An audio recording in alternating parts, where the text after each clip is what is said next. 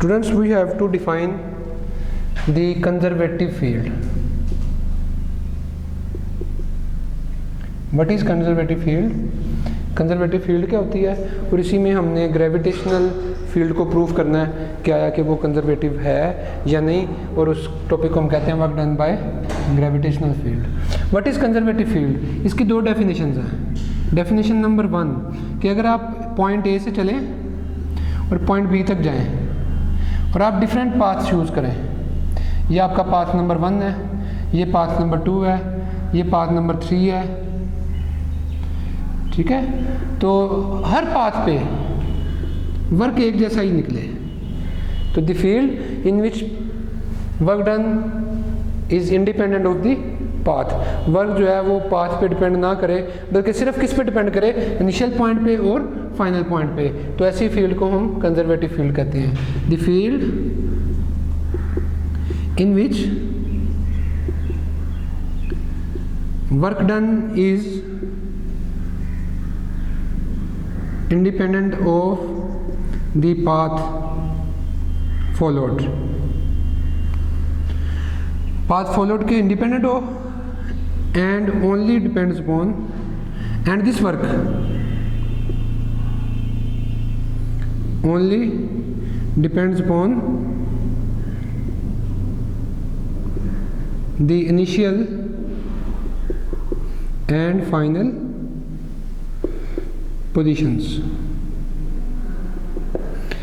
ऐसी फील्ड जिसमें वर्क जो है वो पाथ पे डिपेंड ना करे, इंडिपेंडेंट हो पाथ से, और वर्क की डिपेंडेंस सिर्फ इस बात पे हो कि आपका इनिशियल पॉइंट क्या था और फाइनल पॉइंट क्या था. ऐसी फील्ड को हम क्या कहेंगे? Conservative field. कंजर्वेटिव फील्ड की एक और डेफिनेशन भी है, डेफिनेशन नंबर 2. इस डेफिनेशन के मुताबिक ये है कि आप जहाँ से चलें आप घूम फिर के दोबारा वहीं पे आ जाएं, चाहे रास्ता कैसा भी हो, रेक्टेंगुलर हो या जिगजैग हो, जैसा भी पाथ हो. अगर आप जिस पॉइंट से चले हैं, मसलन इधर हमारा पॉइंट जो है वो ये वाला पॉइंट इनिशियल पॉइंट है और यही फाइनल पॉइंट है, यहीं से आप चले और यहीं पे वापस आ गए, इसे कहते हैं क्लोज्ड पाथ. तो क्लोज्ड पाथ पे वर्क जो है वो ज़ीरो निकले, ऐसी फील्ड को हम कंजर्वेटिव फील्ड कहते हैं. The field in which work done along a closed path is zero is called conservative field.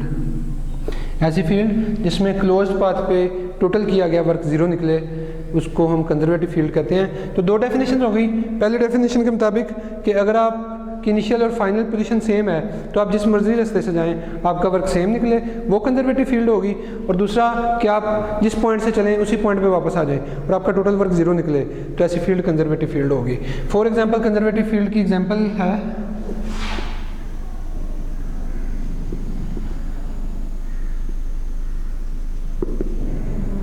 Gravitational field.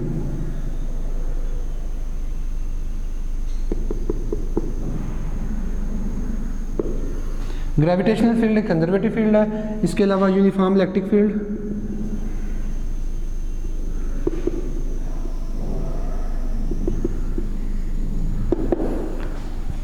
ये कुछ एग्जांपल्स हैं कंजर्वेटिव फील्ड्स की. तो हम अब इस एग्जांपल जो हमने ग्रेविटेशनल फील्ड लिखा है इसको प्रूव करते हैं कि ग्रेविटेशनल फील्ड इज कंजर्वेटिव. क्या प्रूव करेंगे? कि gravitational field is conservative field.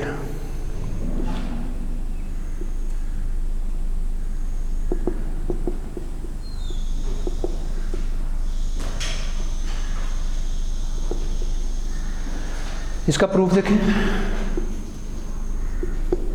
Proof के लिए हम ऐसे करते हैं, दो पॉइंट्स ले लेते हैं और उनके डिफरेंट पाथ बना लेते हैं और उन डिफरेंट पाथ पे अलग वर्क फाइंड करेंगे और प्रूफ कर देंगे कि हर पाथ पे किया गया वर्क एक जैसा ही है.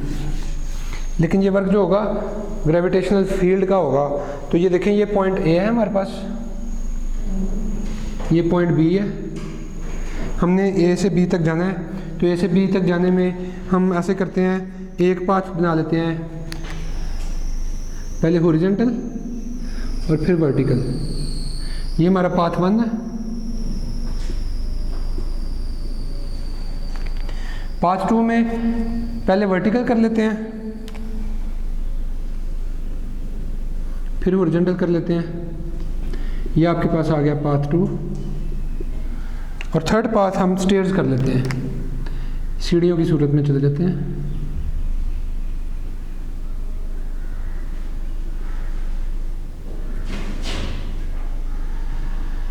तो ये हमारा पाथ 3 है।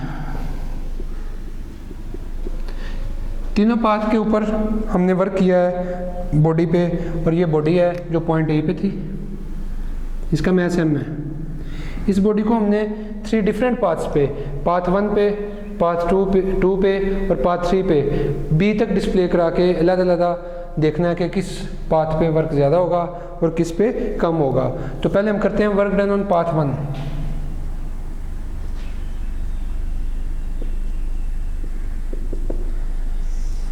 पाथ 1 पे किया गया वर्क। पाथ 1 पे हम पहले ए से सी तक आए और फिर सी से बी तक गए। तो हमारा जो टोटल वर्क होगा पाथ 1 पे वो होगा ए से सी वाला वर्क प्लस सी से बी वाला वर्क। ये हमारा फर्स्ट वर्क होगा।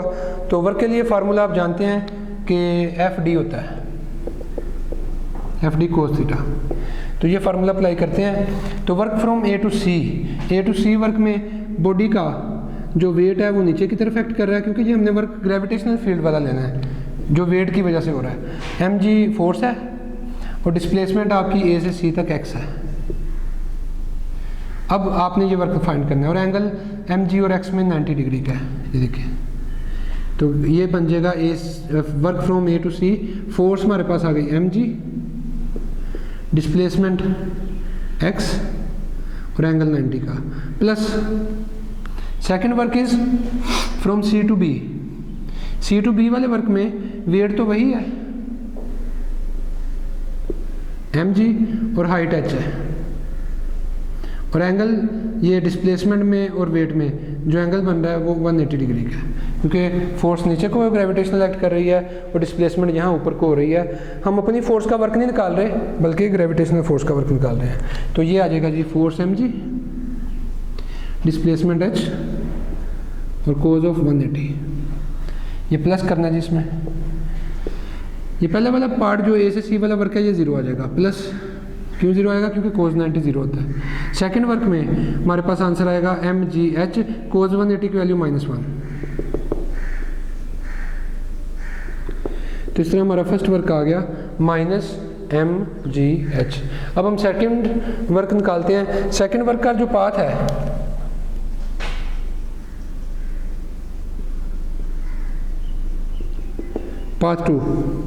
पाथ 2 जो है वो हमारा चल रहा है जी ए से इस पॉइंट का कोई नाम लिख ले, फॉर एग्जांपल ये ई है, AEB।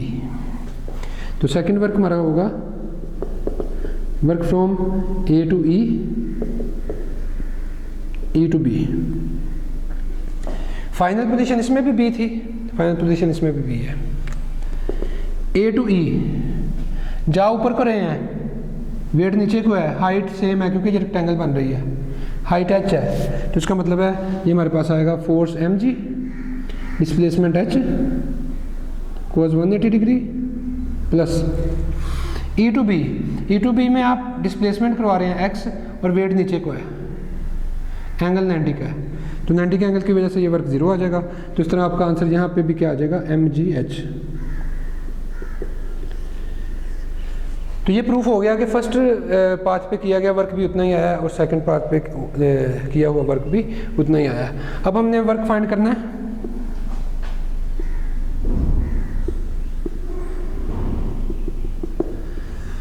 पाथ 3 जो है वो स्टेयर्स हैं यूँ। हर स्टेयर की हाइट है, पहले की हाइट डेल्टा y1 है, दूसरे की डेल्टा y2 है, थर्ड की डेल्टा y3 है, एंड सो लास्ट की डेल्टा yn है, वर्टिकल हाइट। जबकि हॉरिजॉन्टल में डेल्टा x1, डेल्टा x2। तो हमने टोटल वर्क इस पाथ 3 पे निकालना है। इस वर्क में पहला वर्क होगा एम जी को मल्टीप्लाई करेंगे डेल्टा y1 से, m g multiply by delta y1, weight नीचे को है, जा ऊपर को रहे हैं, तो इसलिए एंगल 180 डिग्री का आ गया। प्लस सेकंड वर्क हमारा होगा m g delta y2 cos 180, third work होगा m g delta y3 cos 180, और लास्ट वर्क होगा m g delta y n cos 180। इसमें एक्स कंपोनेंट वाले वर्क भी शामिल होंगे, लेकिन एक्स कंपोनेंट वाले सारे वर्क एक्स वाले ज़ीरो होंगे, क्योंकि देखें एक्स का और एम जी का एंगल 90 का बन रहा है, एक्स इस तरफ को है, एम जी नीचे को है, तो वो वाले वर्क ज़ीरो निकलेंगे। अब सबको ऐड करें, ऐड करने में कोस 180 है, सब में कोस 180 कॉमन आ गया, कोस 180 की वैल्यू -1 है, माइनस कॉमन आ गया, एम जी भी कॉमन आ गया, और ब्रैकेट में रह गया delta y1, delta y2, delta y3 and so on up to delta yn minus m g. आपको पता है स्टेयर्स की हाइट अगर ऐड कर दी जाए तो रूफ की हाइट आ जाती है, सीढ़ियों की ऊंचाई जमा करने से छत की ऊंचाई आ जाती है। तो अगर मैं delta y1, delta y2, delta y3, delta y4 up to delta yn ये सारी हाइट्स ऐड कर दूं तो टोटल हाइट आ जाएगी h। इसका मतलब है ये चीज़ का सम जो है ये h के इक्वल है। प्रूफ हो गई जी definition number 1। Definition number 1 proof हो गई है क्या कि work done is independent of the path followed by body. Work independent है, आपने तीनों पाथ्स पे वर्क निकाल के देखा है। इक्वेशन 1, 2, इक्वेशन 3 को कंपेयर कर लें।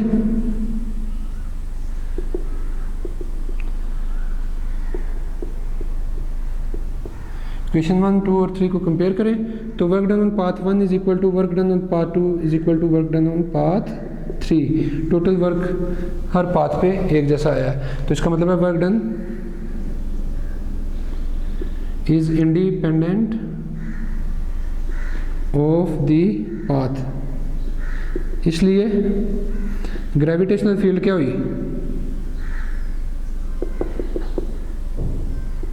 कंजर्वेटिव। तो इट्स मीन कि हमने प्रूफ कर दिया कि ग्रेविटेशनल फील्ड जो है वो कंजर्वेटिव है।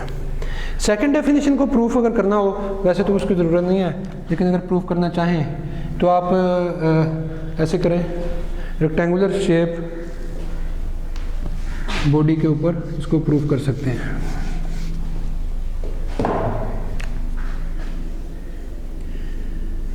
ये रेक्टेंगुलर शेप पाथ है, पॉइंट ए से बी पे, बी से सी, सी से डी। आप ए से बी पे गए, बी से सी, सी से डी और डी से वापस ए पे आ गए, तो आपने टोटल वर्क निकालना है। तो सेम मैस एम है, वेट एम जी है, तो पहले पाथ का वर्क 0 आएगा क्योंकि एंगल 90 का है। दूसरे पाथ का वर्क यहाँ पे माइनस एम जी एच आ जाएगा क्योंकि डिस्प्लेसमेंट ऊपर को है और वेट नीचे को है। थर्ड पार्ट का वर्क ये भी 0 आ जाएगा, और नीचे जब आ रहे हैं तो वर्क पॉजिटिव आ जाएगा एम जी एच। तो अगर आप चारों को ऐड करें 0 minus m g h plus 0 plus m g h, तो ये टोटल वर्क जो आएगा ये 0 आया है। इट्स मीन क्लोज पाथ पे वर्क 0 आया है, तो ग्रेविटेशनल फील्ड जो है वो कंजर्वेटिव है। तो ये था जी कंजर्वेटिव का टॉपिक।